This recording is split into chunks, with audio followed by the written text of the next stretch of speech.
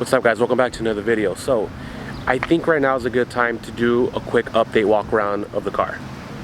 So I've had the car since last October, around give or take, in 2020. So there's been some goodies going on with the car from then. Check it out. This is how she sits. And in this video, I'm going to be talking about everything that I have done to the car and everything that I have planned for the car for the future of the build. So we're going to start off. So in the front, got the red JDM badge. I also have a front lip from ProCivic, the suspension and the wheel setup. So I am actually lowered on Eibach Sportlines. They're about 1.8 inch all around. They're the red ones. I know they have two. They have the Pro lines and the Sport lines. The Pro lines I think are an inch all around. The Sport lines are a lot lower. They're almost 2 inches. And I have the Sport lines. I have no rubbing whatsoever with these wheels. Now these wheels, they are Enkei's TS5s, 18 by 9.5, 38 offset with Goodyear tires, and they're 255 by 35 18s. It's like a little poke because of the 38 offset. I am on stock camber. I have no rear camber arms, at least yet. Again, I don't rub, so that's actually some good news right there.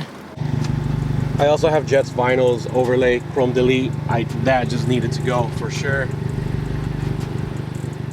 Moving on to the rear, I actually have these overlays from Premium Auto Styling.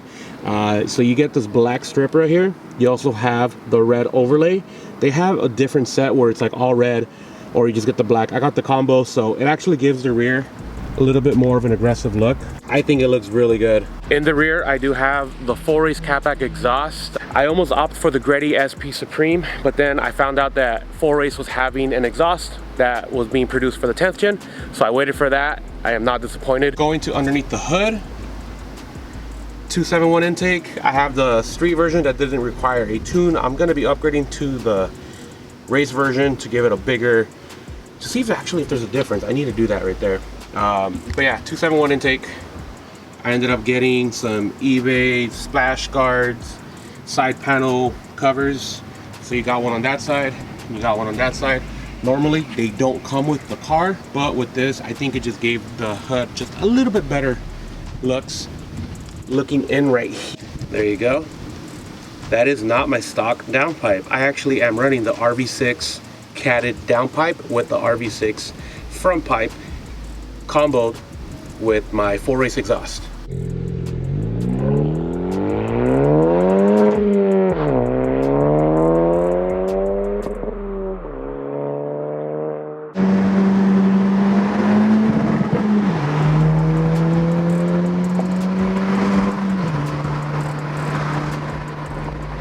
Right in here, I also have some cable bushings. I don't think you guys can see it in, but I do have some cable bushings that I got from Perrin, and they work wonders. They make the car shift a lot better, threw in the gears.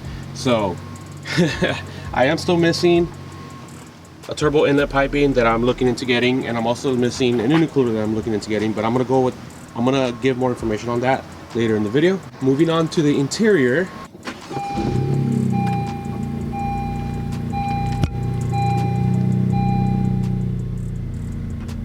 I have the Ktuner V2 with a suction cup on the windshield. I actually got this from Phereable for like an extra 10, 12 bucks. So they threw it on right there. Like how it looks, like where it's at.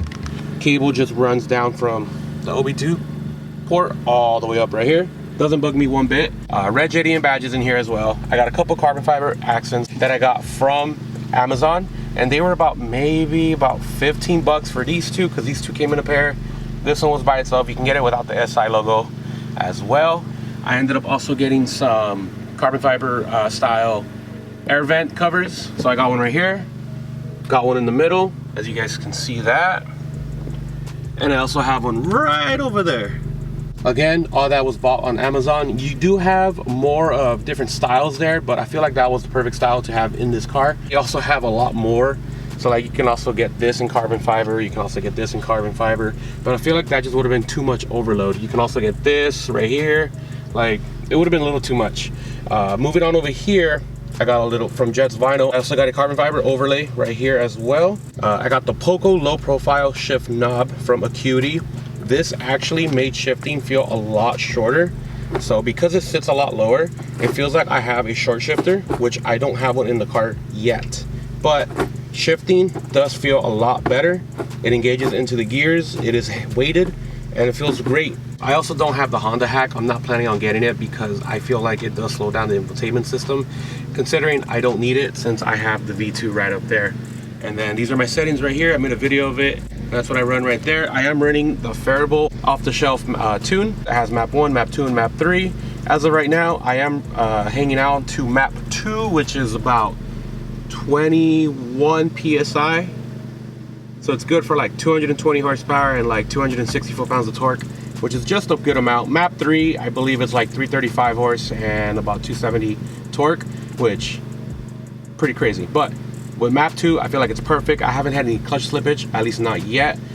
So yeah. For the future of this build, there isn't really that much more I can do to it without breaking the bank. At the same time, there is a lot more that you can do to it, considering it's still on the stock turbo. So a couple things that I wanted to do with this car is I wanted to give the exterior a little bit more of a better look.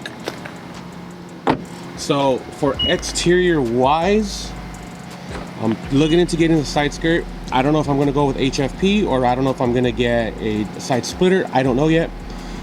Just going to wait and see how it comes. I'm definitely going to get rid of this lip sooner or later, only because this is not the lip I wanted, but I did want something in the meantime to give it a decent look. The hood, the only hood I really like for this car is actually the Type R hood. I like how it has just a single hood scoop, and that's it. I feel like that's more than enough to give this car a good aggressive look. Anything else, I feel like it's just a little too much, especially for a car that looks simple just like this one. I am looking into getting the Savon, I think it's a carbon fiber Type R style. So I know a Type R hood does fit on this car, but you do have to mess with the latches or something. If I do come across one at a good price, then I'm going to jump on it. But for right now, I actually like how the rear looks now that I have those overlays on the taillights. But I am looking into getting that Type R style rear diffuser. Anything else is just too aggressive for me, and I feel like it's just going to be way too much for this car. I'm not trying to make it pop out too much, but I've seen the Type R style and they sell it. And it's also not carbon fiber, which is what I'm aiming for. I don't want to have too much carbon fiber onto the car. The reason why I haven't jumped on the side skirts yet is because one, the HFP, I believe new, they're like about 500 bucks. And then two, any of the other side skirts that are out there are too thin, or they have that like wind jet on the side that goes right here. And I'm not a big fan of that. And it's also only in carbon fiber, which if I do end up getting that, if that's carbon fiber, my OCD is going to want that to be in carbon fiber. Or at least like a carbon fiber style, if that makes sense. So I'm kind of hesitant. I'm probably going to do both, or I might just do one. I don't know yet. We're just going to go wait and see for that. Big brake kit. I am looking into getting the big brake kit. To say which one, I don't know. But as of right now, I get free brake replacements at freaking Honda because of the maintenance plan that I have. So I'm probably going to milk that as much as I can before I need to upgrade. I don't see myself getting spring coilovers anytime soon. The only reason why I would get coilovers is because I would need to raise the car up just a little bit so that I could run Meteor tires. I would like to run 265 by 35, but as of right now, I don't rub, and I know with 265, I would definitely rub. I think more in the front than in the rear, but I would definitely rub with 265 by 35. At least that's what I'm reading online too. Nice thing about it with these wheels, if I do decide to get a big brake kit, there's more than enough room on here. Power wise, to be fully bolt-on this car, I am missing an intercooler and a turbo inlet piping, and I'm actually aiming for 271. I like the product. I really like the stealth black look, and I know PRL also does sell an intercooler, but I'm gonna stick with 271. At least that's what I want to do. So not just because I have the intake, but I want to see it. Everybody always goes with PRL, which there's nothing wrong with that company. If anything, it's like a sin if you don't go with PRL. Supporting a company that I really do like and go from there. And that's so that I can be fully bolt-on with this car. Now, obviously the next power stage would be E85, flex fuel, and then getting a different tune or even a big turbo. Now with the big turbo, those are only two that I'm looking at.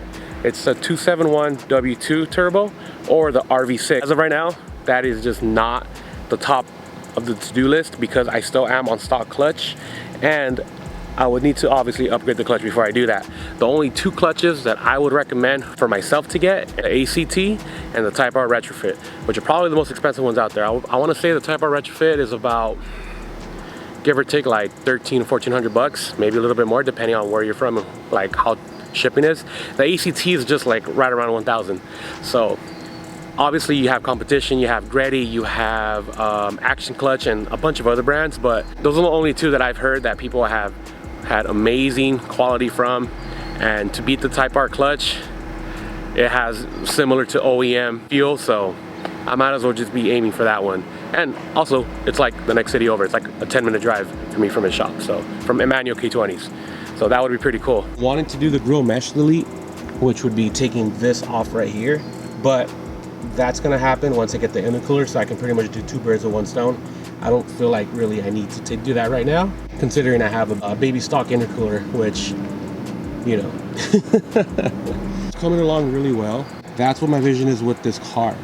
Now there's also another one I was looking at. 11th generation Type R is coming along the corner. Once they reveal the SI and once they reveal the Type R, I'll pretty much make a decision right there and see if I'm gonna stay with this car and go along and make the full build, or swap it out. We're gonna go ahead and see what's up with that. But as of right now, that's my vision with this car. And again, I mean, 2020 SI, I got the coupe. The coupe is one of the last ones out there. All my mods are linked into the description. The next video that you guys are going to be seeing is going to be a short shifter. I actually already have a short shifter for this car. I just haven't had the time to go ahead and install it.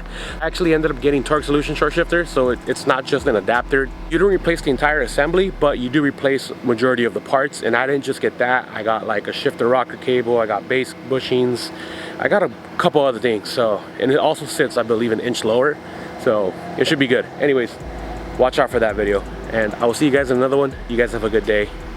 Peace. Hey you! Listo!